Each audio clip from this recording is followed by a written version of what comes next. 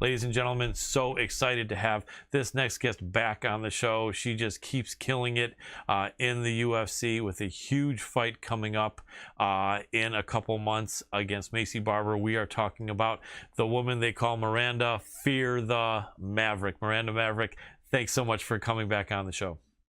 Yeah, no problem. Thank you. My hair's all messy. I just got done with jiu-jitsu class. Not a problem. I know personally that's how jiu-jitsu can make your hair look, and yours doesn't look bad compared to how mine and some other people would look. So absolutely. But you are a blonde now, but you've been kind of a blonde, but are you a little bit lighter than usual now? A little bit lighter than usual. I dyed my hair before, a little ways before Jillian's fight, I guess, right before we had our first fight scheduled. It used to be a little bit darker, but still tried to keep it pretty natural. First time I ever dyed my hair. I like it. I like it. You know what I was thinking? You're from Missouri. Is the grocery store near you Schnucks? I don't remember a Schnucks in Missouri.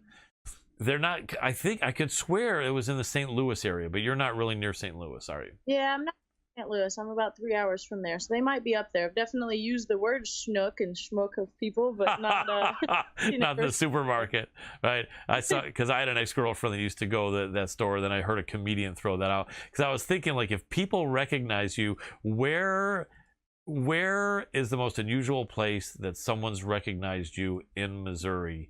Or are they not quite big UFC fans enough yet, and it hasn't happened? I bet you it has happened. Well, I'm not sure about Missouri. I'm living in Virginia now. That's right. That's right. In Virginia, I've had somebody recognize me in Walmart, actually, right after my first UFC fight. I didn't have any identifying clothing on. I had a mask on. It was just a plain, medical mask. And I had my hair down. Huh. And some tapped me on the shoulder and was like, Miranda Maverick? And I got creeped out, in the middle of Walmart. And I was like, yes. Yeah. And he was like, oh, I saw your fight, wanted to congratulate you. And I was like, do you mind if I ask how you recognize me? Yeah, what the heck? Like, your hair's all fluffy, you got a white girl afro, is what he called it. That's funny.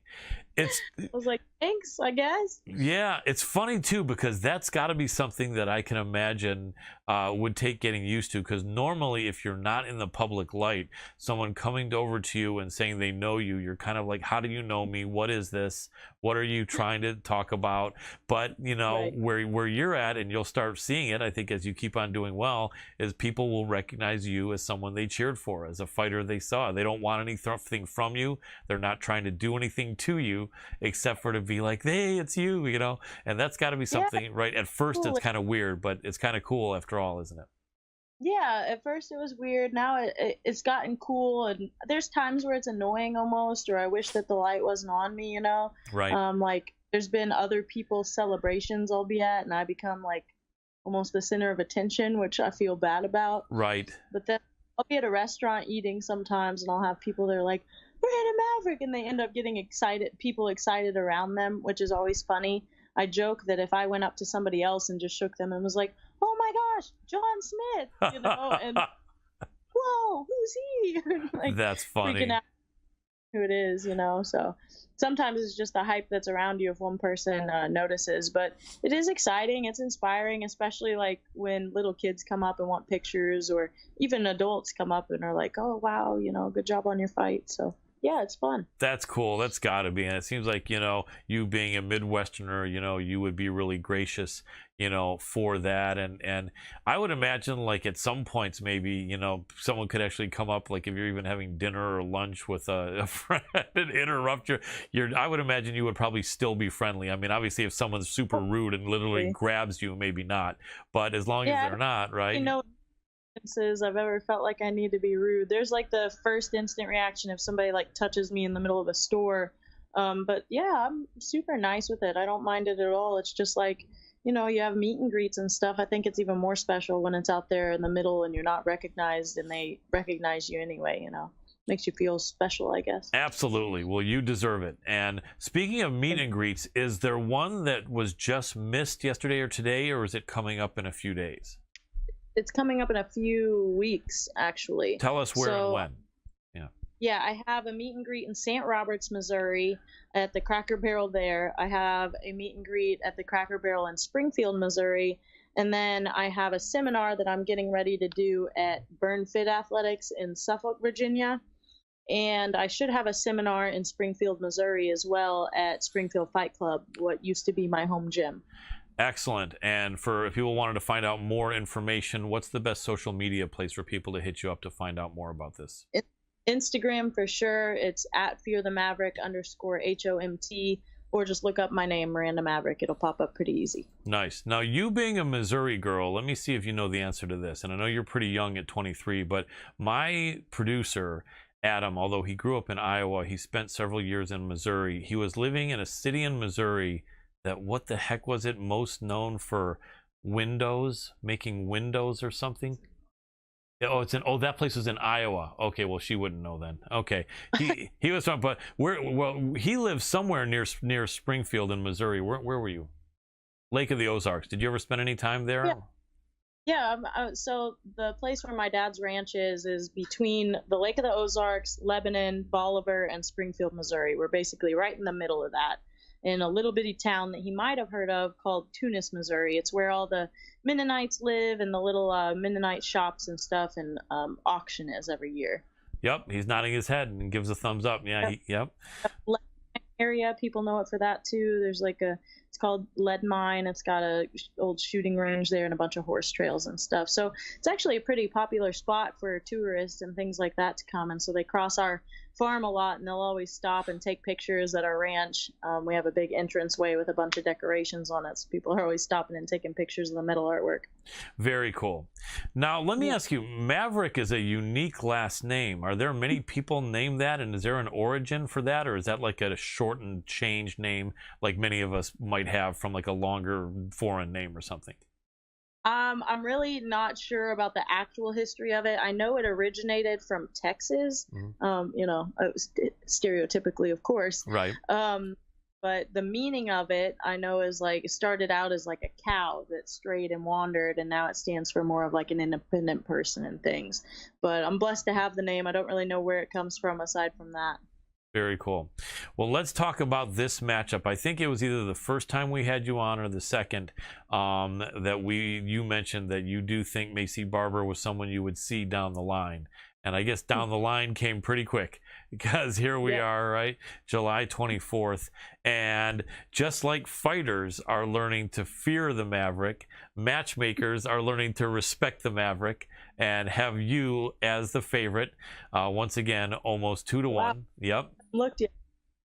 Yep. They have the approximately minus 170 to 175 on you, and something like plus similar amount, or plus 150 or 190 something, I forget what the comeback is, on Maycee. But this is an interesting matchup, because both of you are really young. I think you're like 10 months older than her, or 8 months or something. One of the things that is different is that she came into the UFC talking trash right out of the gate. Like right out of the gate, she was talking smack to everyone. And I guess, it brought a lot of attention around her. She did well at first. She was talking mad trash about going to be the youngest champion than John Jones. And I do think that, good for her for helping to hype herself up. I guess you kind of maybe to an extent have to do that, and it certainly can't hurt. But it did get her some haters. It did get her a bunch of people saying, I wish this little chick would shut the hell up, about all this, right? And then eventually, when she did get shut up by other girls in the cage, a lot of people were kind of celebrating that, good, we don't have to hear from Maycee Barber's mouth, anymore, right? And so I think maybe now the people are like not so mad at her anymore, and it's almost like, okay, what's she gonna do now? But one thing that is kind of for sure, her back is kind of a little bit against the wall, although I know that in the women's divisions, they want to give women maybe a little bit more of a chance than some guys. A lot of the guys in these stacked divisions, 3 fights, you're out for sure, 3 losses. And I think some women they're maybe giving 4, but maybe not. Either way, she's got 2. I know she kind of sometimes likes to explain away her loss against Roxanne Modafferi, and I know her knee gave out, right, which I guess is a problem. But you could say that Sean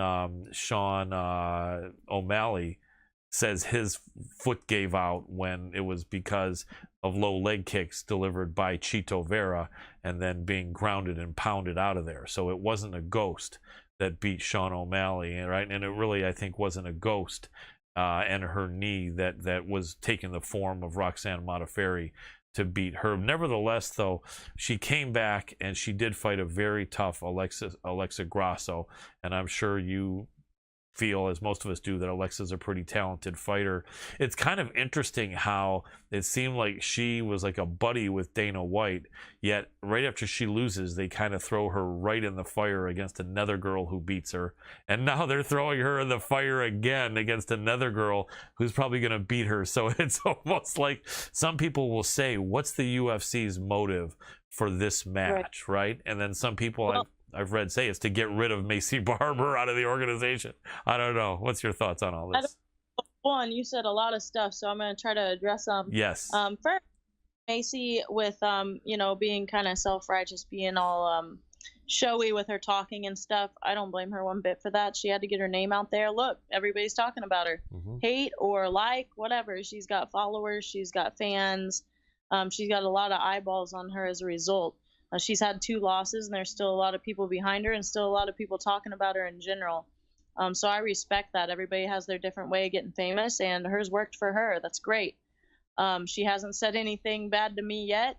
I don't mind if she does or doesn't. It doesn't affect the outcome of what's going to happen, and it's not going to affect my attitude going into it. In fact, the more shit talk that's given to me, the more motivation. Let's see. The other side of things, the men who get kicked out of the UFC before the women, as far as their losses. One, there's a lot more competition for men out there. You kick out a woman, it's kind of hard to fill that gap. Yeah, there's not that many women there of high skill.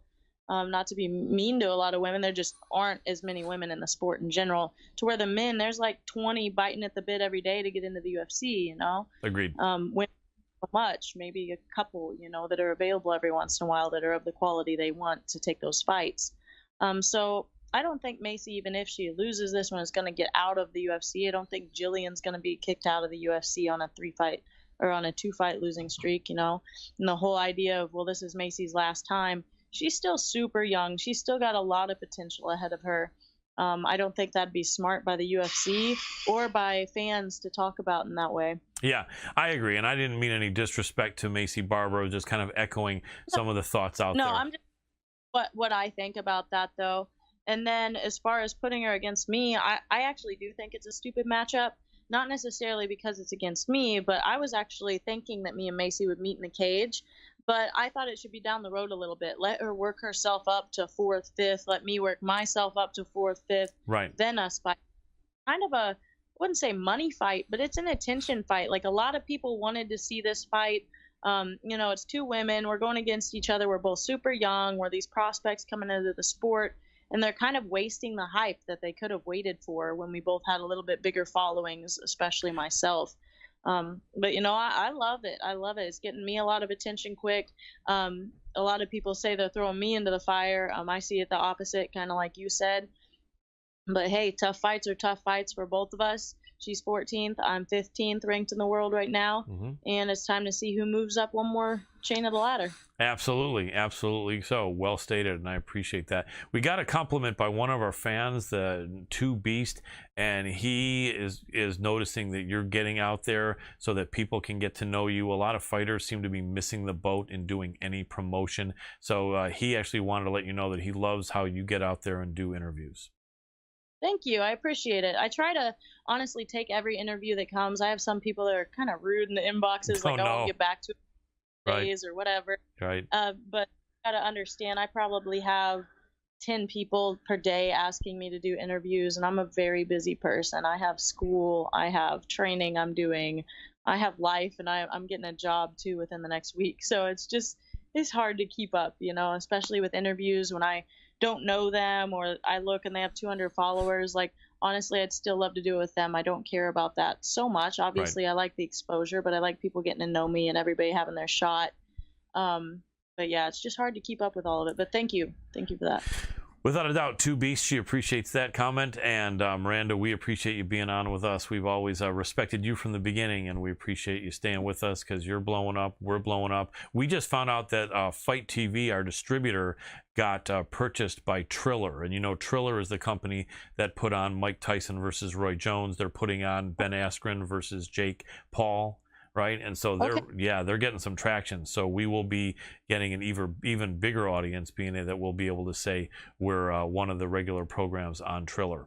So yeah, we're rocking, we're happy. And then another good comment here from one of our fans regarding you, Miranda, and he says easy win against Macy. So you know, you got some support here, and we really appreciate you.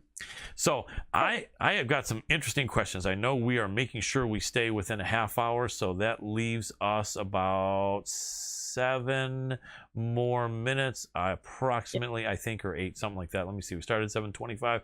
Actually, about 10 more minutes. We got about 10 minutes, I think. Yeah. Cool. So much to ask. So one thing I was thinking about is that you're only 23 years old. Yet you're so composed. You're also going to school to get a doctorate, so that means obviously you've got a really good mind. You're really a cerebral person, and so what do you attribute that to? This ability to kind of be mature beyond your years, and does it always come through, or are there ever some times at 23 years old, like in the UFC, when you're out there, it's that you say to yourself, oh crap, I'm a 23-year-old kid, what the hell am I doing out here? Love to hear your thoughts. Age has never really been a barrier for me. It's always kind of made me mad growing up when people, you know, even at 9, at 12, at 15, when people are like, you should calm down, you should enjoy your childhood, you should focus on this, you should focus on that. And the older I get, the more I realize that adults don't have it all figured out either. Right. You know, they don't know what's going on, and to let me do my own thing. I've always been fairly advanced, whether it be in academics or just ambitious wise, trying to get things done. And I'm not trying to be braggadocious or whatever you want to say that is, but I credit a lot of that to how I was raised. My dad focused a lot on work ethic and teaching us to work hard, and also to give us this faith background. You know, I believe in God. I'm a big Christian. And I think as long as you believe in that and work hard to meet the goals that you pray about and ask about and try to reach, and not only have the insight and the vision to see it, but also set like little goals ahead of you. You can't just be like, oh, I want to make it to the UFC and then sit on your ass. That's not going to happen. You got to get in the gym and try as hard as you can to make those dreams come true. They're not going to come true. And so that's what I've kind of done in every aspect of my life.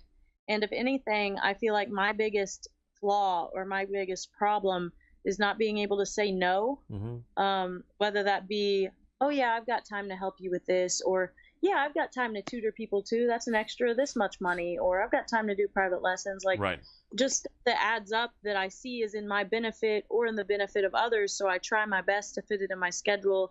And a lot of times that has came to a detriment.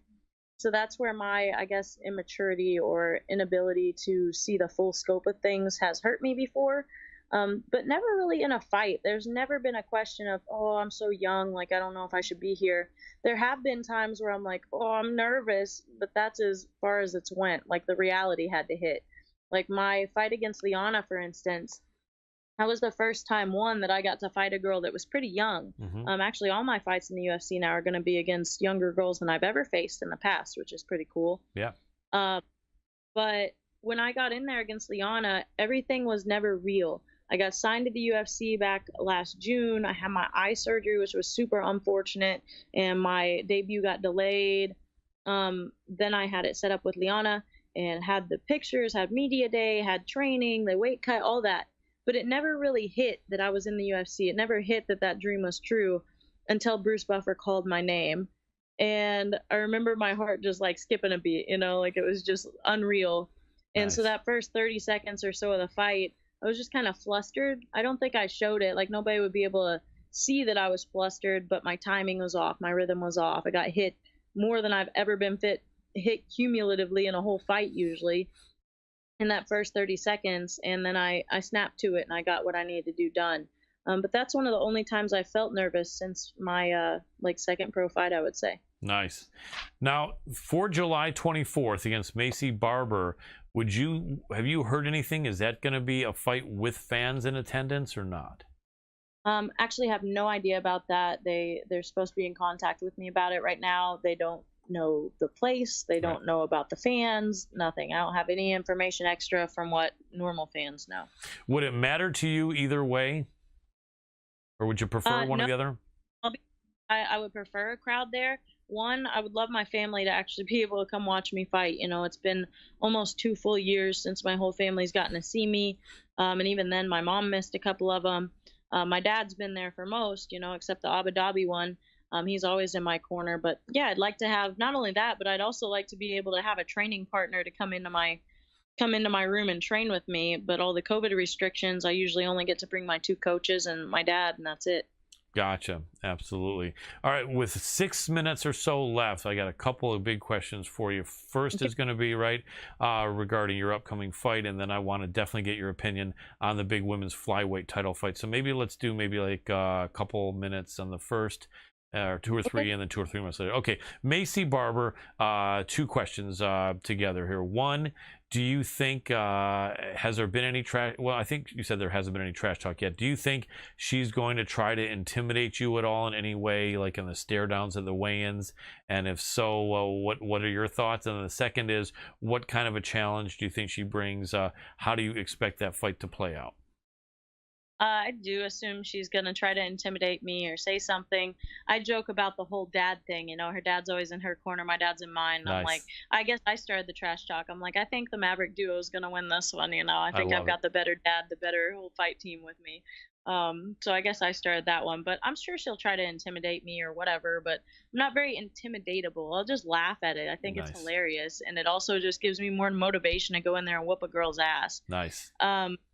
Secondly, what was the second part? I'm sorry. Second thing is, how do you think that fight's going to play out? I have a feeling like her thought is she's probably going to hope to keep it on the feet and just piece you up really quick. What do you expect from her?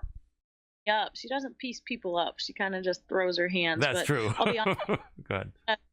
About the game planning, just because if she's smart enough to go watch interviews and stuff like I am of her, then she'll get some knowledge. Yep, I agree. No need to divulge that. I agree. Okay, in the last 4 minutes here, let's talk about this big title fight. I'm really excited to have you break this down for me. Not just predict a winner, and if you can't predict a winner, I'm okay with that. But I'd love to hear the Miranda Maverick breakdown. Valentina, the Bullet Shevchenko against Jessica Andrade, the pile driver, Bata Astaka, I think.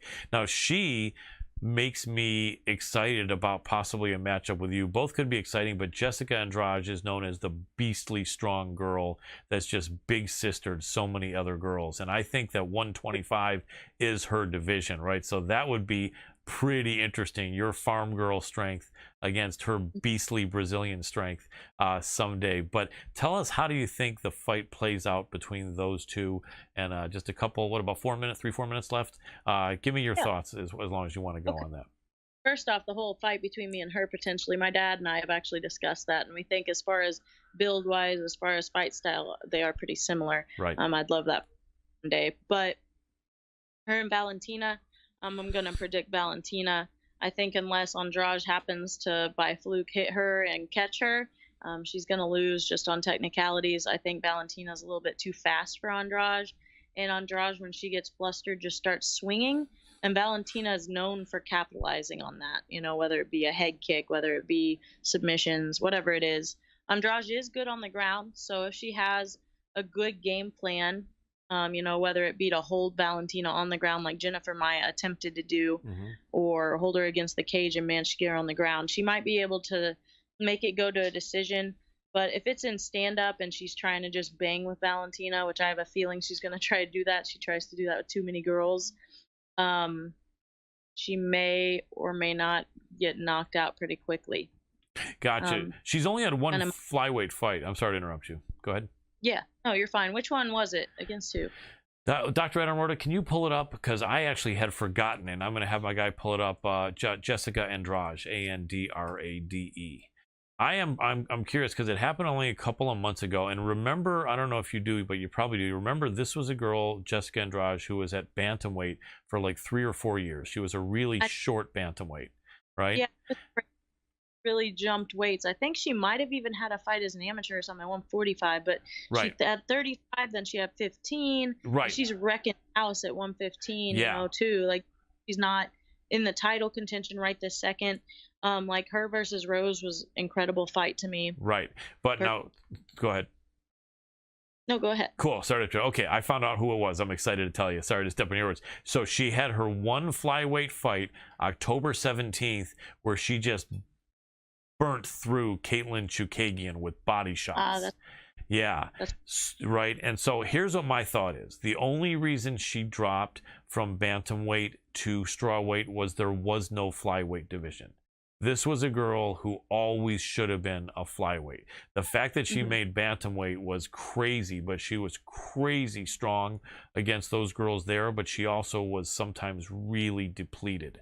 And the way she came in, and I predicted that, I bet a little bit of money on that. I just felt this is her weight. I felt she was going to just crush Katlyn Chookagian, and she did. She just went in there like this was her weight class. And so, right, so I think that a lot of the mistakes that she was making or some of her weak points at strawweight may not be in play as much here at flyweight. But then I'm only saying that, I guess, off of one fight against Chookagian. So it might be, but I think this is a good weight for her, don't you think? I definitely think it's where she should stay. Yes, it is a good weight for her. I kind of was on the same mindset when I first started in Invicta. I wanted to be a strawweight because the UFC had strawweights, and I wanted to get into the UFC eventually. But ended up being a very big struggle for me to make strawweight. So went to flyweight, and then, of course, flyweight division came just a few months after I had my first flyweight fight as a pro. Yep. So that was nice.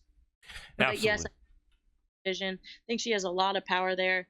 And Katlyn Chookagian's also a fight that I would want fairly soon, honestly. If I win this Macy one, I've always said I'd like to go against somebody that has that striking background a little bit more. Awesome. I think that would be amazing. Well, I can't wait to see this fight. One of our fans, by the way, actually just said they love you, so you're getting a lot of support here. We love it. Appreciate you here too, Miranda. And I thank you so much. Can't wait. July 24th, UFC against Macy Barber. Can't wait to see you back in action. And it's always a pleasure chatting with you. You're always so gracious and friendly, and I'm just super excited about your future with the maturity you have at 23 years old. You're a unique person, so I want to thank you so much again for taking the time to jump on with us here at the MMA Power Hour. Thank you. I appreciate you having me. Hope to be on soon again.